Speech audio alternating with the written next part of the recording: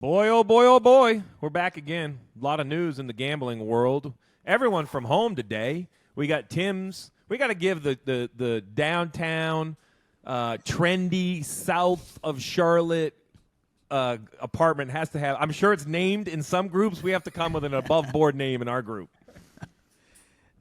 There is no confirmed name yet, so it's up for grabs. If anyone wants to do straight the from the naming barber. I've never seen the beard look so good. My man is trimmed high and tight. Trav from the home office as well. We're not sure what's happening at Dirty Mo Media. We got is that a Labatt Blue? Yeah, Labatt today. Oh, boy. Hockey's going into playoffs, and he's moved to Canadian Labatt Blue. I like it. And the professor jumping on a little early for us on this Thursday morning. I know it's hard to believe, but I got 11:30 tea time, so our normal recording wouldn't work. I appreciate you all moving up for 30 minutes. Let's jump right in. Before we get to Talladega, beep, beep, beep, beep, beep, beep, beep. Breaking news out of the world of IndyCar.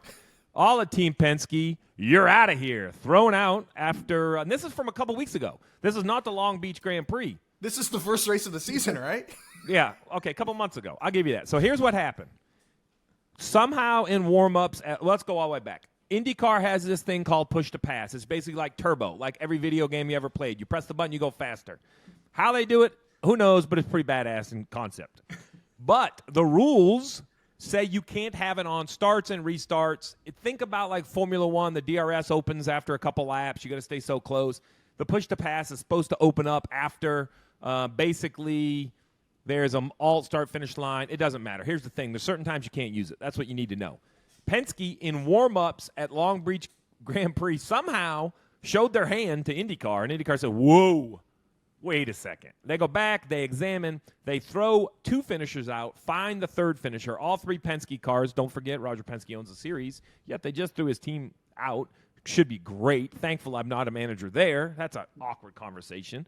But why this matters is it doesn't affect gambling. So who did the digging to find these rules? Because it wasn't me. Is this Tim's or Trav? Tim's found a tweet. All right, Tim's. Tim's found this tweet. This is from one sports book. You need to look at this up in your own sports book. But in this specific sports book, NASCAR, all markets will be initially settled based on unofficial results set out by NASCAR. Now, I want to take a moment here because the professor knows what I'm getting ready to say. There are two unofficials. There are TV unofficial, and then there are NASCAR unofficial. Because sometimes TV has to go off air. So while the winner is usually determined, definitely a top 10 bet could change. So make sure it's NASCAR's unofficial. Normally TV waits for NASCAR's unofficial, but in a case where there's a big wreck or something, that could be different. But then basically once those are posted, they're paid and we're moving on. We're not going back and we're not talking about it. Subsequent to, basically disqualifications, yada, yada, yada. All other motor racing leagues, basically the same idea except they say podium presentation. So once they present on the podium. Once that champagne's popped. Once the court comes out, the money goes in your account, you're good to go. Now, if you're a Penske winner, congratulations. If you had Pato or whoever was in it, man, you got the bad beat of bad beats. Matter of fact, if you had that, hit us up on social because I want to know who had the Pato bad beat. That's going to be a whole conversation. So sorry to completely derail it, but that was breaking news. When we start getting 2 months later disqualification, next thing I know, we're running the Kentucky Derby. I mean, I think it's too late to disqualify on track, but you definitely can't change anything betting-wise. That's too far. Statute of limitations is up. I agree. Professor, stuff like this makes your head explode. Right now, are you still thankful you're not doing IndyCar stats? Well, we do IndyCar stats, and it was crazy because when that news came out, we were like, we thought it was Laguna, right? Or Long Beach. We thought it was Long Beach, and then it comes out that it's St. Pete, and that was 2 months ago. It's crazy that that comes out that late, and they take the win away. That win's gone. I saw a tweet by Paul Tracy. So basically, it's like the entry was never made, so there were a certain amount of laps led that are removed, and it moved him behind Paul Tracy for 12th overall in laps led.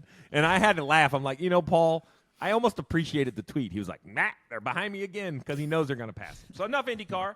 Although I don't want to completely skip over IndyCar. On the horizon, Kyle Larson closing in on his start in the Indy 500. We'll probably get that in weeks to come. I don't think there's a reason to talk about it now. Let's go back to our friends at Talladega. To the Michael McDowell double swerve wreck, taking out Brad Keselowski and Tyler Reddick, the seas parting. Before we get into gambling, as a sports fan, Trav, Reddick's kid has no idea that Michael Jordan, like the most famous, got to be what, top 3 or 4 most famous faces in sports globally, carrying him around. Like think about that picture on your wall at college. Yeah, like you got to get that thing signed by MJ, frame that puppy. Zero idea. But also, I need to call out Tyler Reddick a little bit. Why the hell is your son not wearing J's? What are we doing, Tyler? A Fail. bad look. Scooter gang. He might get kicked out of the Scooter gang for no J's. Like, come on. And he had a Marvel sweatshirt on. Can we not get him a nice 2311 sweatshirt? Or just a jump man, the guy that was on the hood of his car. Yeah. Forget the owner who was there. Let's just go out the sponsor. Hood of the car. Yeah. But also, I mean, Bo Reddick is going to be, in 10 years, going to be like, holy shit. Oh, yeah. We already know what his apartment's going to be called, Tim's. Oh yeah. Oh yeah. Let's talk about it, Professor. How did your predictor go? We told you it was going to be a disaster going in, and it was a disaster, wasn't it? Move on. Nothing to see here. We had the winner in the top 10. That was any positives? Win any money? We didn't win money, but we cashed a Todd Gilliland top 10. That's about it. I was very disappointed that there wasn't a good cash out option for Logano after he won stage 2. So it never trickled up. Not really. Like I cashed out and I lost like 50 cents. So okay, so you got basically back to your money, but there was not a positive moment even winning the stage. Nope. I asked on Twitter too. People said nothing negative, and I was kind of shocked. So the books caught on to that a little bit, but I cashed out and took my Nashville trip. We're smarter now. Yeah, exactly. It was worth a shot for sure. And the drivers on the lead lap, the move happened just too late. If it happens a lap earlier, it cashes. And you know why it didn't cash? I don't want to say it. Say it. I Rick Allen the shit out of you. Text Why? message. As soon as I hit send on the text message, I went. So here's what happened. We're watching the race, and I can't remember exactly how it went. But It was right like, after how the many were we at Toyotas. this, and I'm like, oh, you're good. They're gonna wreck a bunch of stuff. And as soon as I hit send, I'm like, oh no, I just did it, and I did. Right after the Toyotas, I said, okay, I just need like 4 more. And you go, oh, you're good. There's going to be a ton of wrecks. And I go, thanks, Rick. And it was true. All right, well, let's jump right into it. We go from Talladega to the Monster, man. Dover, Delaware, the Monster Mile. What? Did Tim's, did you cash out the McDowell winning the pole bet we talked about? I didn't place it. I got everybody but McDowell. I had Gilliland, left off McDowell. I know. To his defense, my man was in Nashville, not on Broadway, but he was in Nashville drunk a lot. So Not on Broadway. What was your place? Our place was nowhere near Broadway. no, I'm not talking about where they stayed. I'm saying. Oh, no. Where'd you drink, though? Were you on Broadway? Did you go to, like, Music Row? You go over to Germantown? I've never really been to Nashville, but I heard those are 3 good spots. Over by the baseball stadium at Germantown or up on Music Row or down on Broadway or just, just hypotheticals. We went to a Vanderbilt baseball game, so that took up a bench of the day. It was fun. Anchors down. It was actually fun. And then we were like by Old Smoky a little bit, Midtown a little bit. And then Sunday we went curling actually. So I don't know where that was, but I got hammered there, and that's where I had to cash out. I'm going back next week, guys. Next Thursday, I'm flying back to pick up young Letarte from college. He didn't really need me to pick him up, but he's got his truck there. I don't want to drive home by himself. And hypothetically, Morgan Wallen's playing 3 shows. Ooh. So good dad, just making sure my son gets home safe. Gotta make Just sure. don't throw any chairs. Oh yeah, no, for sure. I might walk into the concert with a hard hat on. What do you think? You think that'd be like if I wore like an orange vest and a hard hat? Be just like just double check it in case something comes off the stage. Come on. Oh boy! All right, on to Dover, the Monster Mile. Everything's tough about the Monster. Hendrick had their 1 through 4 finish here years back. Jimmie Johnson dominated here for decades. We have the Martin Truex Jr. domination. He was so good here, or still is good there. Let me dig into my predictor. Hold on. It's not an email. Nope, it's in text message because that's super convenient. Don't stop. Truex, Elliott, Larson, Hamlin, Byron. So basically, we have 2 Gibbs, 3 Hendrick fill up the top 5 in the predictor, and they're all bright green. Professor, the floor is yours. I don't know how you can argue with it. Truex, 4-time winner there. Chase Elliott's won there, twice? Hendrick's got 22 wins there. I don't know how you can argue with the top 5. Well, if I look at those 5 real. What's that, buddy? My man Truex is going to win this week. This is our week. Our week. You changing tires on that thing? Yeah. So let's just talk about the favorites. Larson, Truex, Byron, top 3 favorites in the book. Hamlin, I'm trying to find the longest one. There isn't one. They're all stacked right up in there. Chase is the long shot at 11-1 out of the 5 favorites. Is that right, Trav? Yeah. Yeah. So once again, the professor sent his stuff right to the books. No. Hold on though. Just go down to Christopher Bell. Calm down. What about him? The books and professor don't see eye to eye on that one. He's tier 3. Yeah, but it's wrong. It's like bad value. Yeah. Professor has him tier 3. Woof. We'll get there in a minute. Let's go tier 2 because I think there's a lot of conversation in tier 2. Ross the Boss, Chastain, Bowman, Gibbs, Blaney, Kez, and Kyle Busch. So one thing I'm starting to see for trends here is it's a who's who of NASCAR at the top, right? I'm not trying to pick on the Todd Gilliland in the top 10 from Talladega, but I mean, if I look at the top 10 or top 11 in the predictor, remove Ty Gibbs, the rest of them have won a whole bunch. I mean, Chastain and Bowman, not as much, but they're kind of early in their careers. Blaney, a champ. Brad, a champ. Busch, a champ. Truex, a champ. Elliott, a champ. I mean, Larson, a champ.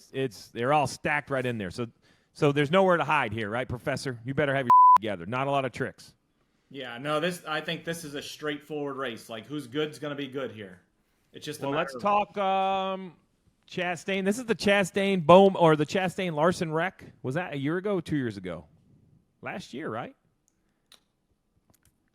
They were running good, and he shipped the lap car off in front of Larson, and then they went to Darlington, and then Mr. H lost his in the media center in only a Mr. H kind of way, right, where he very politely is like, you want to talk about getting cut up with a scalpel.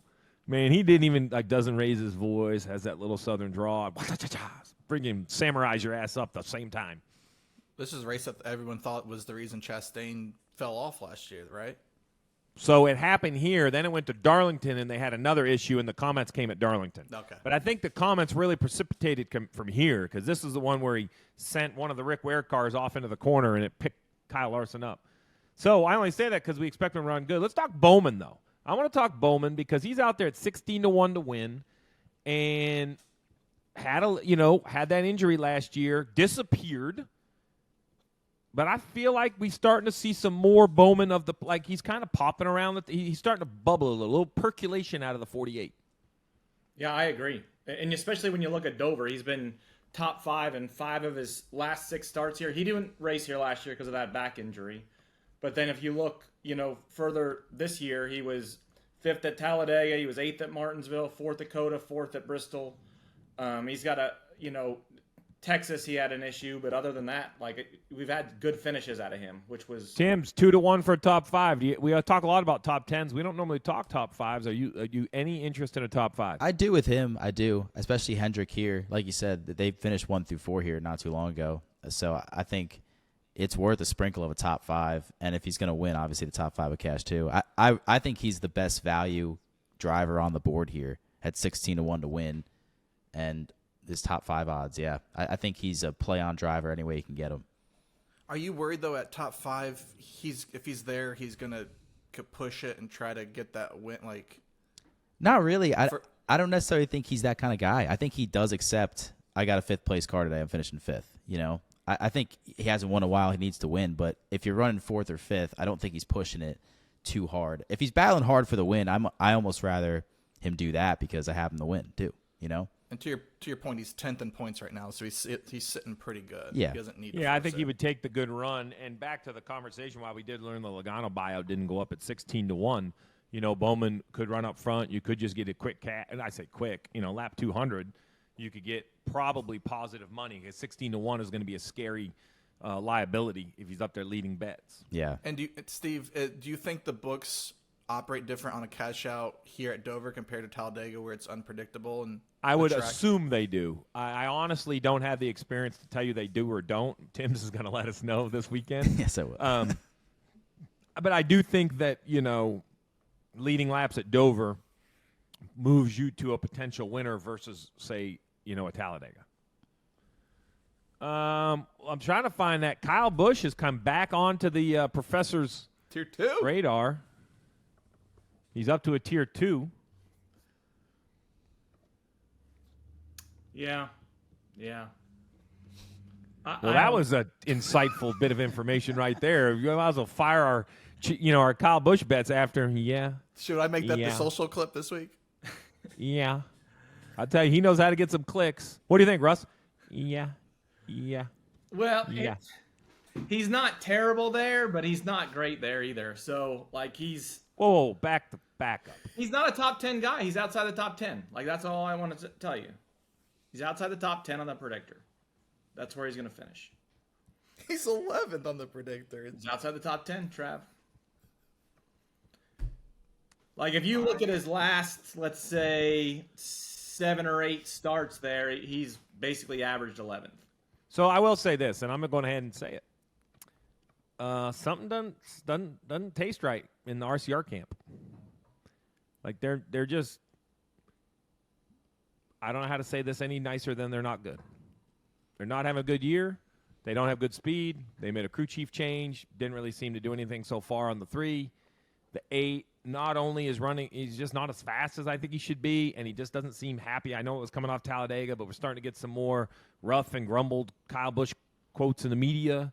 So I some of the Predictor and some just bad mojo. Man, I think the mojo matters, and right now I'm feeling bad mojo at RCR. So I have to say it. I'll say it real quietly. I agree with the professor. So is Kyle Busch then a driver that you would maybe look for in some matchups? Absolutely. I would fade him. Let's talk about the matchups. Let's stick on Busch and talk matchups. I see him against Buescher. That's a good matchup bet. I don't know which side I would take because Buescher doesn't really dominate Dover either. What about Reddick? Well, hold on. He's been top 10 in both next-gen car races there.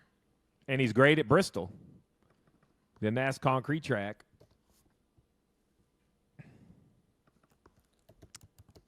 What about Reddick over Busch? Once again, I think that's going to be a good battle. So I think the books have matched Busch up with appropriate people, right? I don't have any slam dunks against Busch. Let's talk some long shots. So do we agree you're not betting anyone longer than Bowman to win the race? Reddick, Busch, Logano, Buescher, the Kez at 22-1. You don't see anything there that interests you, does it, Tim? A little bit with Chase at 11-1. Based off the Predictor, him being second, I thought he'd be in the 750 range with Byron, Chastain, Hamlin. But, I don't know. That might be a Sunday morning. Maybe I'd see how he does in practice and qualifying and hammer it. But it interests me. I would say it's not the level of interest Bowman is, but I think that's Tim's way of saying if Saturday bets go well, then he might throw a sprinkle on Chase because he's got a little more money. So I got nobody outside of behind Bowman that I think can win this race. yeah. It's just not a race that I see Kez, as much as I like Brad, or Bubba. Those are guys. My point is, versus Kansas in a week. Let's just talk about this. When we go to Kansas, I'm like, man, I think Bubba could win. I think Brad could win. I don't see it at Dover. They have the talent. This isn't talent behind the wheel. It's just I'm not sure they have all the right mix for the soup to be correct.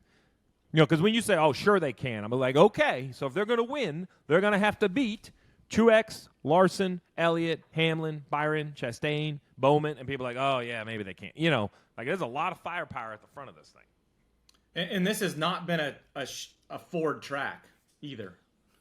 Ford has 2 wins, I think, in the last 22 races there, and they're both Harvick, who will not be racing. You'll be talking about the race. This might be a sensitive topic, but is there any trends in qualifying that Tim's can ignore this week? So that's funny. So we haven't really qualified much here lately. Like we've had one qualifying session here since 2019, and Because of rain. rain and COVID. I'm only talking rain. That other thing has just gone off. I can't even discuss it. So Buescher won the pole that one time, the first race there in the next gen car. Buescher is 800. Hamlin's 700. Looks like that might be the. Look, if he didn't take the McDowell trend, he's not going to take any of these trends. So I How think we long- just skip qualifying altogether. Can we go to Seabell? We sure can. Christopher Bell, he's sixth in the books at 10-1 to win the race. My man, Professor, has disrespected Bell continuously in his career, and it once again continues as a Tier 3 driver. What he's really struggled the last several weeks. That's what's brought him down. He's not terrible at Dover, but it's just the recent races 38th, 17th, 35th. I don't like it. Let's talk. I won another story, and I buried it in my apologies. We're thinking about our poor man Eric Jones, broken back or broken vertebrae, or I don't know exactly what it is, but it's in his back, and it's not Spinal good. fracture, I think, is what they label it. Yeah, and as. he's going to miss this. A huge hit at Talladega. And I know the radio, we're not going to play it. I'm not going to repeat it, but it's going around online. You can hear that he was in pain right away. You hate that. But he's out. Corey Heim is in. And I don't know what to make of this. First of all, Corey Heim is plus 350 for a top 10. First ever start? Can I take the opposite side of that? No offense to Corey Heim, but welcome to the deep end of the pool. And even worse, what if you're one of the handful of drivers that are behind Corey Heim for top 10s? Congratulations, you run in the Cup race weeks and the books. This isn't me. This is the books who say Cindric, Allmendinger, Haley, LaJoy, Smith, Gilliland, Burton, Hemrick. You have longer odds than a guy making his first. It is first start, right, Professor? He doesn't have one snuck in there first start. No. Well, I don't know. I mean, look, or let's go ahead. Hold on. Please, Grebson, McDowell, Nemechek. They all have the same top 10 He's got the same odds as Jimmie Johnson to finish in the top 10. and the same equipment. That's a good bet. Heim versus Jimmy. I still I'm might taking take. Heim. Yeah, I might take Heim. Yeah. I love Jimmy. But here's the. He's a good friend of mine. I have seen nothing out of his next-gen performance. This is purely a gambling show. I can't take emotion into this, so don't hate me. I think I would take Heim. Corey Heim's at least in the sim for this car, so he's got a little advantage over Jimmy, right? In that aspect. I'm going to tell you right next gen? now, man, if Jimmy's ever going to do it, it's this week. My man, Dover, he used to be able to run it eyes closed in a Tahoe running the top 3. I mean, the guy was unbelievable. And now I would hammer for him to finish outside the top 20. For sure. And I hate that. It hurts me to say that. He just doesn't drive enough in the car. We owe it to our listeners, though, to be honest. Yeah. All right, so let's just move along because we can't get to the bottom half of this field in betting. Let's talk top 10 real quick just to clean it up. Bubba back is the only plus money. Bubba, Barry, Briscoe. Why do I think Josh Berry runs good here? Or am I dreaming that? I like him for a top 10 at 2-1. If you're gonna throw a shot in the dark here. That's my question. Yeah, we're talking about a shot. We're talking about a 2-1. So he's won here in Xfinity. I know you love that. And he finished top 10 in the 48 last year, subbing for Bowman. So you know it was good equipment. And but he made his Cup Series debut here, subbing for Justin Haley. That Spire car. Back in the time when we can't talk about why Justin Haley missed the race. Oh, was he a COVID guy? Don't say that. All right, so Barry, top 10. Briscoe, Priest, Gregson, McDowell, Nemechek. I mean, I don't. Suarez, man, is he this poor at Dover? I mean, he's way down the list. You have him as a tier 3. They have him as plus 350 top 10. If we're using the predictor, those don't seem to jive. He's got one top 10 in the last 7 races, so that pays once in the last 7 times. You gonna do it? You're broke. I mean, you don't have to come in and be a real dick. How about the guy behind Hocevar? How about Hocevar? Let's talk Hocevar.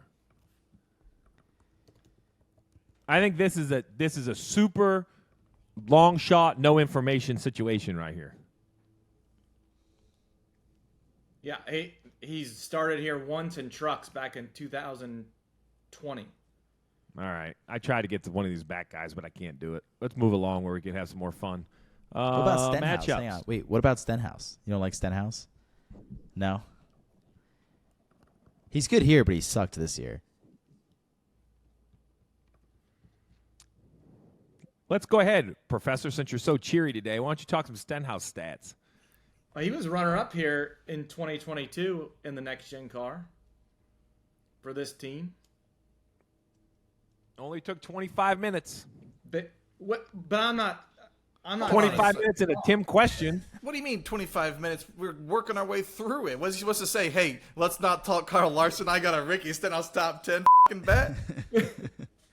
Finally, I get Well, some I'm glad the producer and I are on the same page because that's what I was hoping for.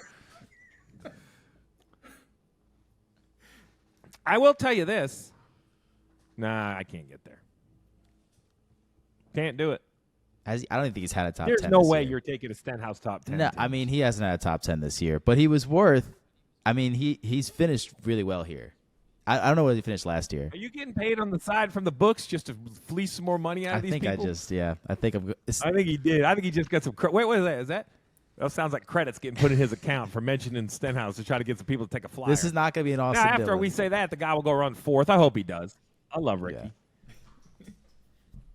NASCAR fans, FanDuel, America's #1 sports book, is here. And right now, new customers get $200 in bonus bets guaranteed when you bet your first $5. Just go to FanDuel.com/dough to sign up. Then you can bet on everything from individual race winners to prop bets to which driver is going to take home the championship. All on an app that's safe, secure, and super easy to use. Be sure to stick around to hear what we think on head-to-head bets and average finishing position for Martin Truex Jr., Bubba Wallace, and Brad Keselowski. Start your engines with $200 in bonus bets, win or lose, when you place your first $5 bet. Visit FanDuel.com/dough to get started. FanDuel, authorized gaming operator of NASCAR. 21 and over and present in North Carolina. First online real money wager only. $10 deposit required. Bonus issued as non-withdrawable bonus bets that expire 7 days after receipt. Restrictions apply. See full terms at FanDuel.com/sportsbook. Gambling problem? Call 877-718-5543 or visit morethanagame.nc.gov. We also buried the lead 26 minutes in now. That Bristol, the last concrete track, was a tire wear show, disaster. Super entertaining, and I didn't have a problem with it. And actually, you know what? I take back that show disaster. Let me say this. It was not what we expected.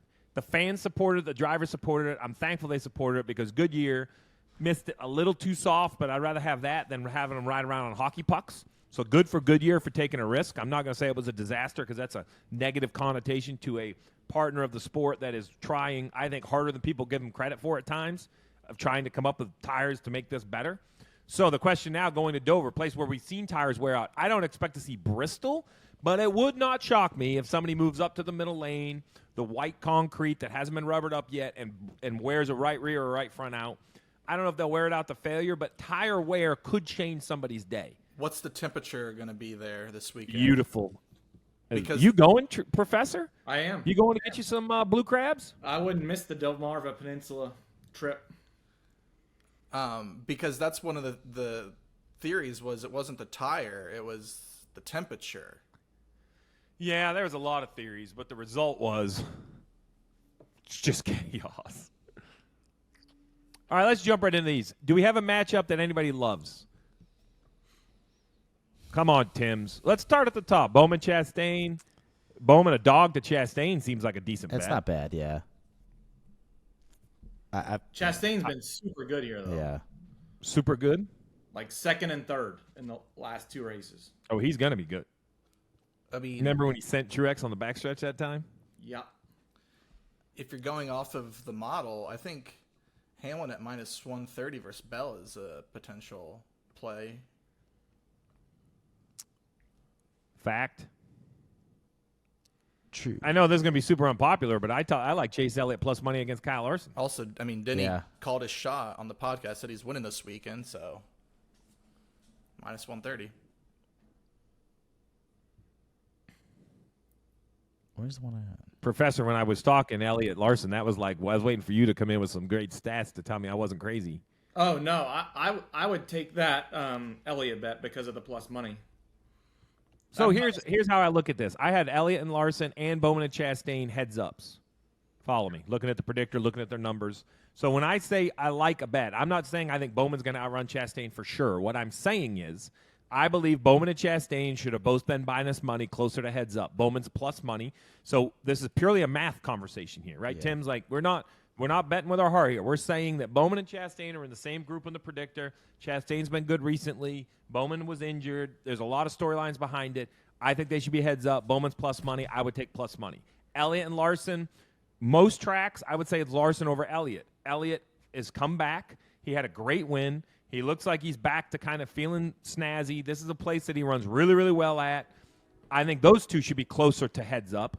I could see Elliott at like even money, but they have Elliott at plus 120. Same math conversation. I would take Elliott. To your Hamlin-Bell, I like Hamlin over Bell, and I do think they have the odds about perfect. Even money minus 130. I think that's a solid bet. I think those odds are accurate. If Hamlin called a shot, then why not? I mean, the guy's been on fire. I don't mind Truex. Before we get into team versus team, go ahead. I don't mind Tim. Truex even money over Larson either. I mean, it's 1 versus 3 on the predictor, but Truex can be fast. I think Truex has a big win bubbling. Yeah. It's been a long time. I don't know if it's going to be this week or not, but I think he has a big win bubbling. I think he's been really quiet. I can get you plus 114. I like that even better. Boom. Blaney Gibbs. Can't believe Blaney's the dog there. I mean, I know Gibbs. I mean, man, that seems to be disrespectful. The books have been respecting Gibbs since his hot streak run earlier in the year. There is no value on him. I wonder if it's that or I got a real question. I wonder if he has a little fan base. Got the monster girl standing by the car. Good-looking kid. He's got a little flash to him. He's the son. He could be. People could. I think he's actually going to be a little Kyle Busch-esque.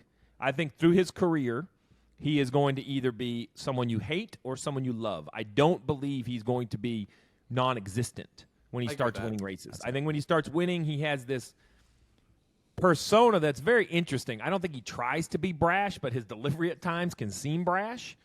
And listen, I'm okay with this. Like, I'm okay with him being like, yeah, put his arm around the monster girl, grab the umbrella, and say, if you don't like me, boo me. Like, I'm okay with it. This is what sports can do. I don't think he's a bad person. I just believe that he's going to be one that fans are either going to relate to because they love him, or they're going to hate him and they're going to perceive him as this spoiled kid his dad or his granddad owns the team. Right? So I think he's going to – so my question, I guess, Tim, to your point is I wonder if the books are swaying the numbers a little bit just because he gets action. It could be, yeah. I'm just he hasn't done anything really in the Cup Series. Just a couple top tens really, some top 5 runs. No. And what do they have him against? Who is he against? Like Blaney. So this was almost like, I mean, a Joe Gibbs Toyota against a Penske Ford. I would take the Joe Gibbs Toyota. I think Blaney knows what he's doing around there more than Gibbs. He has more experience. So it's like, I think Ty's going to be sitting in a faster car, and I think Blaney has more experience, right? So it's an interesting.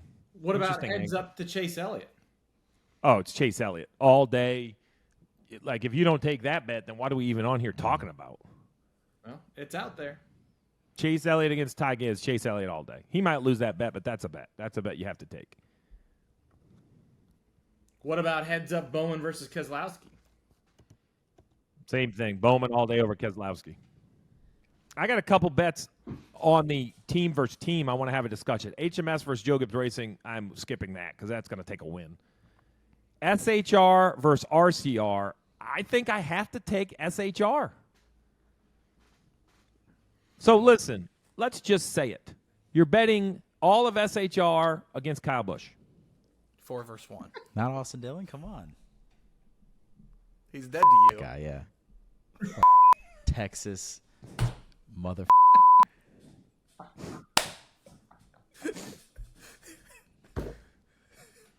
I'm with you, Stevie. I already put it in. You don't even have to tell me twice. I mean, I know. I don't know. I kind of like that SHR. 2311 versus RFK. That's an avoid for me. Penske versus Trackhouse. So that's a Ross Chastain versus Not like versus Blaney and Logano. There's only two guys he's versus.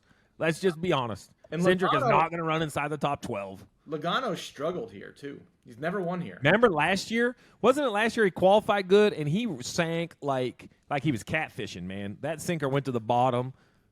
Like his best finish in this car at this track is 29th. Which is amazing. Because of both Paul, like there's a lot going on that team that you would think they would be better than that. Man, I think we're going to have to take Trackhouse over Penske. Woo! We don't talk qualifying. Tim's can't get to the book in time. It's too early. I like though that it's head-to-heads in qualifying though. Head-to-head qualifying is very interesting. I mean, just going down this line right here, in my mind, I would take. So here's a question. Let's go a little inside baseball. Where did Cindric and Suarez? So take the finishing order. Follow me here for a minute, Professor. I would take against whoever goes out earlier. Concrete gets faster as we qualify. Hands down, way faster as we qualify. So this comes off from Talladega's finish, and we had some wrecks at Talladega. So for that reason, let's look at the matrix. This could be a little insider. Tim's, get them fingers out right here. Okay, you call them out, and I'll tell you where they qualify. Suarez, Cindric. They are in the same group, Group B. They are right next to each other. 25th. All right, skip it. Blaney Busher. Okay, so Buscher's in Group A, and Blaney's in Group B. That's a Blaney bet. 10th. That's a Blaney bet. Yeah. Kez Truex, I'm avoiding. Now hold on. Let's go back to that though, because all Buescher has to do is be in the top 5 in that group, and then it gets interesting. Oh yeah, because he's going to advance. Yes. Does one group look stronger than the other after Talladega finishes? So for the fan who's listening, let's just real quick talk about how this goes. So every week, NASCAR takes your finishing position of last week. Help me, Professor. Your points, your average speed. There's a bunch of ingredients that go in, and they create a metric of Group A and Group B. And what they do is say the two fastest guys are the two best on the metric. One goes in Group A, the other goes in Group B. So the theory is they're trying to split the field equally because then you qualify only against your group. That's changed this year. So if you qualify 7th in Group A, then you line up outside row 7. You'll qualify 14th. You only are against your group. Yes. And So think about that, Trav. Now follow me when I say that. So let's talk about this. So Buscher could run way faster than Blaney. Way faster. Or way slower. That's not what's going to determine this bet. Because the bet is qualifying position. So you got to decide where they're going to qualify within their group. Look at Tim's. Tim's head's already exploded. He's like, this is why I don't bet qualifying. This is stupid. Yeah, I have him. I think the Group B is stronger than Group A. So you actually like Buscher in Group A because he could qualify higher up in Group A. Yes. All right, well, there you go. And he's actually the dog. Buscher. Take it, Tim's. Let's check his math. All right, groups. We hate groups, right? Have we ever found a group that we like? No. I went 0 for 2 once, and I'm never going back. All right, well, manufacturer. Do we like a manufacturer talk? Ford is the biggest dog I think I've ever seen, plus 420. Yeah. I don't know how I can differentiate, whatever that word is, Chevy or Toyota. You had a pretty good spell. I like it. Differentiate. That's like hullabaloo or whatever he was trying to say. It sounded awful. Ford. I mean, Chevy and Toyota, they're right there. I don't know. I agree. Hendrick it's really just Hendrick versus Gibbs at that point. Totally. And this sounds awful, but I would almost take the minus 280 Chevy versus Ford and the minus 220 Toyota versus Ford because I don't think Ford can beat either of them. I think those are two damn near locks. All right, let's talk the double top tens because if we think it's a powerhouse day, that's where we cashed a couple weeks ago. Bowman Buscher at 3-1, I don't like. Bell and Elliott plus 125. Hamlin Elliott even money. Hamlin Bell even money. Hamlin Chastain minus money. I wouldn't take any minus money double guys in the top 10. No way, no how, ain't happening. Don't believe it. You think I'm crazy there, Tims, or you agree? No, I agree. It's your money. I agree. Yeah. No, I love plus money. I love Bell and Elliott at plus 125. I think that's a hammer all day.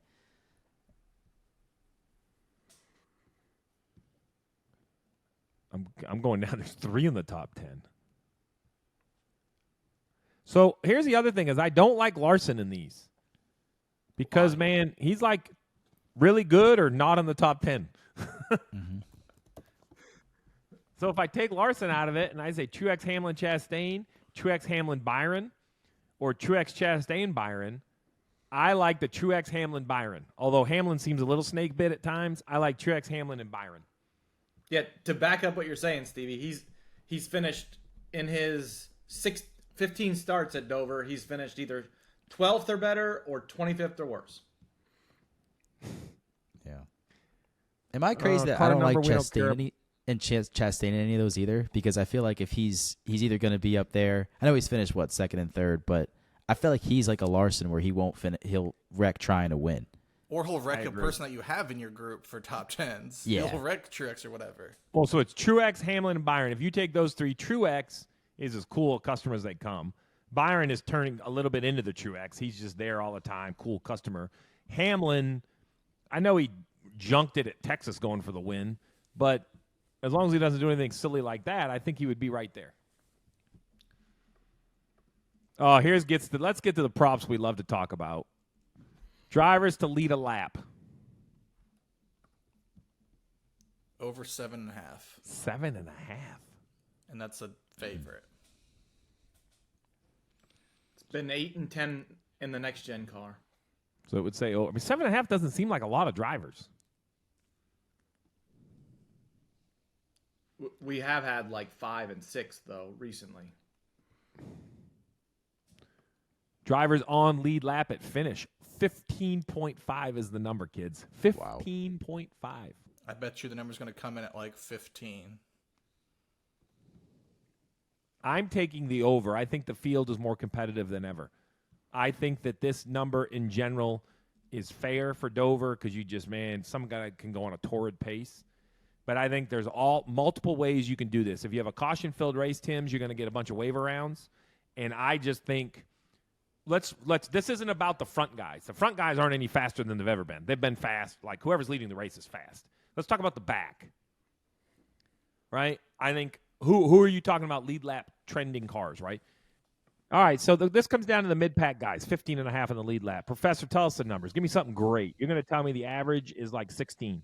Yeah, well, the under would have paid the last 2 years in the next gen car. I like the over. I like the Professor, over. give me the numbers and then the numbers. So I like the over. But here's what No, this is hold on, Stevie.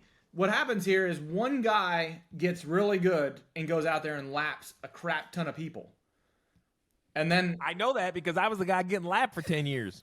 Well, then you should know that that's what happens. So unless these cautions come at the right times, you're not going to have it's not going to be over.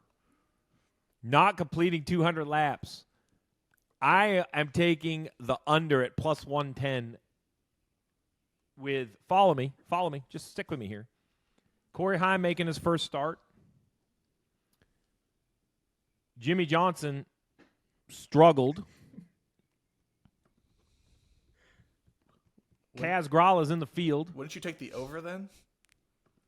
I would take, what did I say? You said the under. I'm sorry, I misspoke. The over. I believe there will be a car that does not complete 200 laps. I don't think Jimmie Johnson's completed a race since he's come back. So that's probably it. Jimmy, that was Tim's. That wasn't me when you listen. Big Tim's. fan, Jimmy. Just Timms. wish He's in the trendy apartment in South Charlotte. Tim's.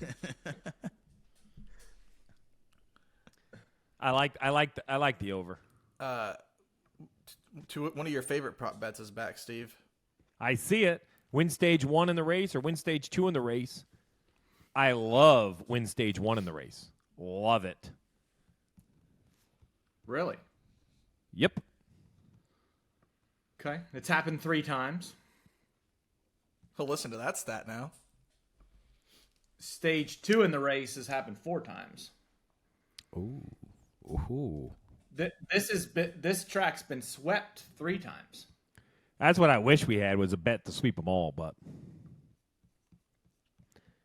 I would actually bet both bets. I wonder if you could parlay Yeah. them. What are you about to say? Can you parlay that? Ooh, if you could parlay them, boy. And now another thing we have on here. Let's talk about this. They have some over/under specific finishing positions per driver. All right, so with that, Byron prop bets over/under 6.5 for William Byron. So you can get under 6.5 at -125, or you can get a top 5 at even money. So you're basically paying 25 points for the 6th position. Because you could just do top 5. You follow what I'm saying there? You could do top 5 at 100. Now, if he ran 6, that would be an awesome bad beat, and you would have to tweet us about it. But I think for one position, I wouldn't pay 25 points of juice for one position. I think I would take the top 5. He's been 4th in 3 of the last 4 races here. I'm willing that he's not going to finish 6 right on the button. For 25 points of juice. Yeah, that's a lot. Yeah, I'd agree with that. Truex's number is 7.5. The under is the big favorite, which is unfortunate, -140. I think the stats are going to say you're going to have to bet the under. I mean, his top 10 is -295. Yeah. Mike and McDowell. Now, these are the ones that are more interesting to me. Mike McDowell's number is 20.5. Over. And I think it's a really close hammer over. Has he ever run in the top 20? Yes, twice.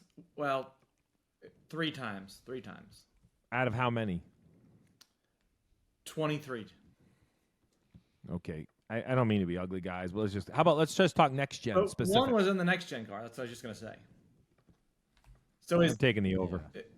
And then he was 22nd in the other one. So That's a pay for the over. Give a shit if he's 21st. Bubba Wallace, 14.5. Another great. These are fun. I want more of This I feel like this is a great line because I could see him finishing 13th. I could see him finishing. It 15th. is such a great line. He's going to run 13th or 14th or 15th. His average in the next gen car is 14th. Yeah. I'm going to tell you. This is how you become a degenerate when you're like, why are you showing me the leaders? Where's Bubba? Like. I hate when the scoring pylon only does top 20, and I got a guy running 23rd, and I'm like, where is he? Oh, is he I know. ahead of him? Oh. Don't get me started on scoring pylons. There was 5 scoreboards at Talladega. 5 scoreboards. I want to be able to, with TV now, be able to customize your own ticker on during the race. NASCAR.com. Go to NASCAR.com. You can customize But it. I want it on my TV. Well, okay. Well, Russ and I do customize it when we're on the air to what we want to see. Russ, can I text you during the race? I'm like, hey, can you tell TV to put this graphic up? I actually can, yeah. Brad Keselowski, over under 12.5. The under's the favorite, and I'm taking the over. I was about to say over too. I love the over there, yeah. He's going to run 11th. Go ahead and tell him, Professor. I think he's going to run, 8th. So let's talk about him top 10. You'd give up 2 spots now for top 10. Let's just have the same conversation. The Kez top 10 is -110. Well, okay, so here you go. Top 10 is -110. Under 12.5 is -120. So would you pay 20 points for 2 positions? Now, I think that's a little bit better of a buy. Like I would, if you feel it's an under, I would pay the juice for 2 spots. I would too. Yeah, because he's going to be right there. Yeah. I feel like it's just right there.